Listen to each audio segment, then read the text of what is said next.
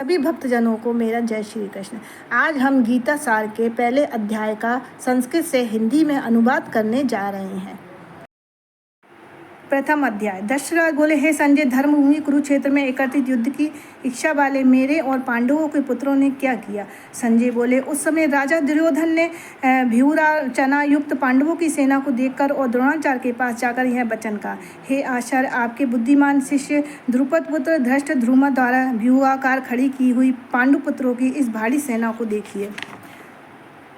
इन सेना में बड़े बड़े धनुषों वाले तथा युद्ध में भीम और अर्जुन के समान सूरवीर सात्यकी और विराट तथा महारथी राजा द्रुपद, धृष्टकेतु और चेकितान तथा बलवान काशीराज, पुरुजित, कुंती भोज और मनुष्यों में श्रेष्ठ शव्य पराक्रमी युधामन्यु तथा बलवान उत्तम मौजा, सुभद्रा पुत्र अभिमन्यु एवं द्रौपदी के पांचों पुत्र, ये सभी महारथी हैं।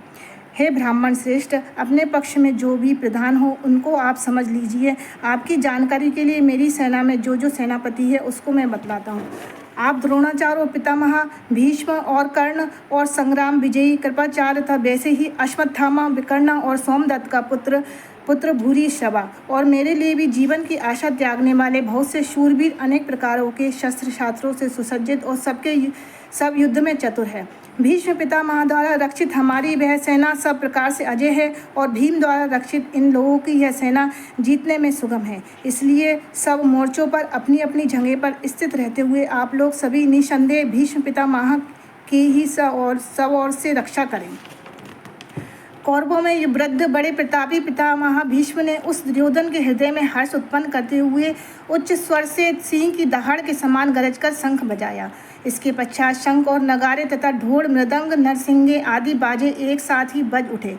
उनका यह शब्द बड़ा भयंकर हुआ। इसके अनंतर सफ़ेद घोड़ों से युक्त उत्तम रथ में बैठे हुए श्री कृष्ण महाराज और अर्जुन ने भी अलौकिक शंख बजाए।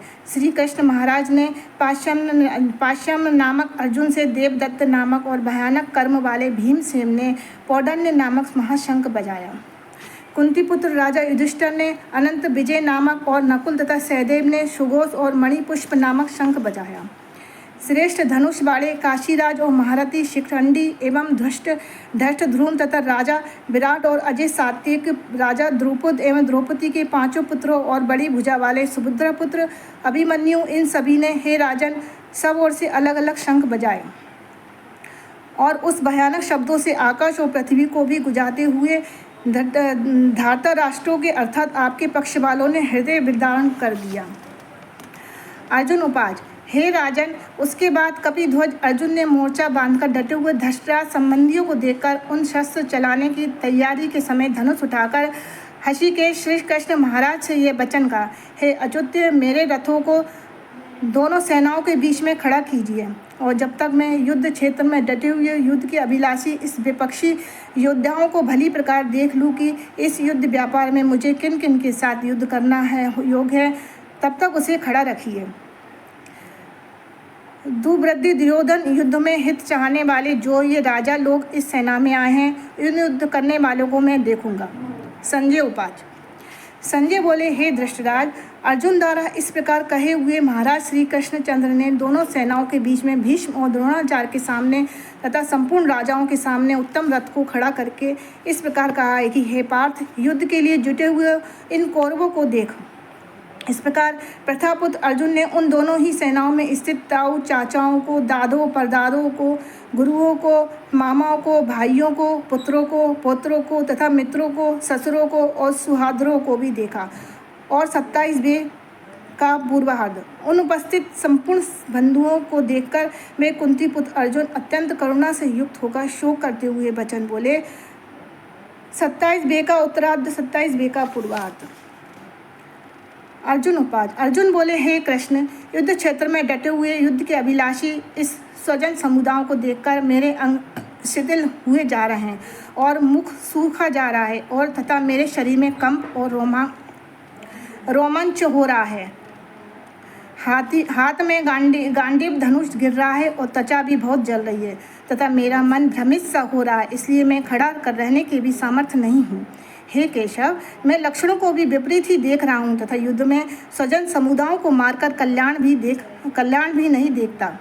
हे कृष्ण, मैं ना तो विजय चाहता हूँ और ना ही राज्य तथा सुखों को ही है। हे गोविंद, हमें ऐसा राज्यों से क्या प्रयोजन है, अथवा ऐसे भोगों से और जीवन से भी क्या लाभ है।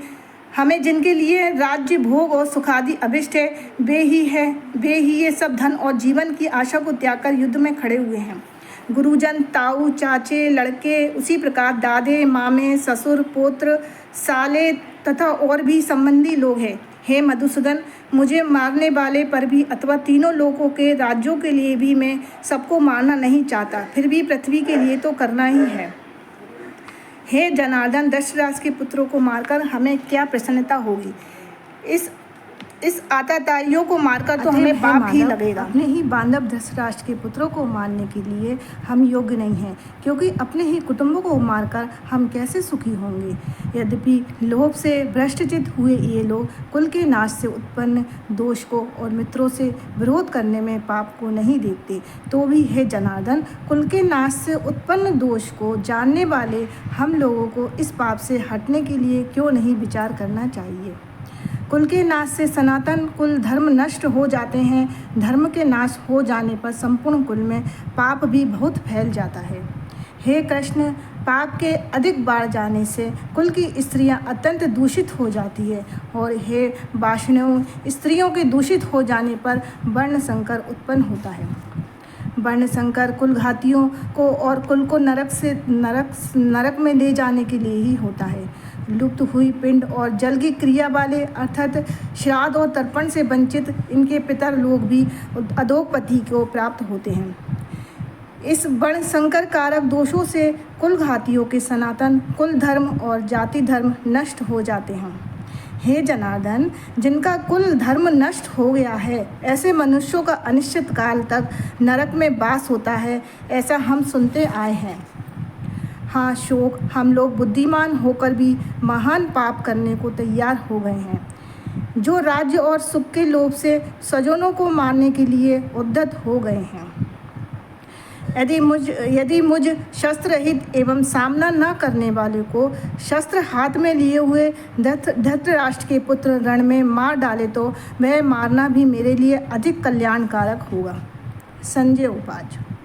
संजय बोले, रणभूमि में शोक से उद्विग्न मरने वाले अर्जुन इस प्रकार कहकर बाण सहित धनुष को त्याग कर रथ के पिछले भाग में बैठ गए।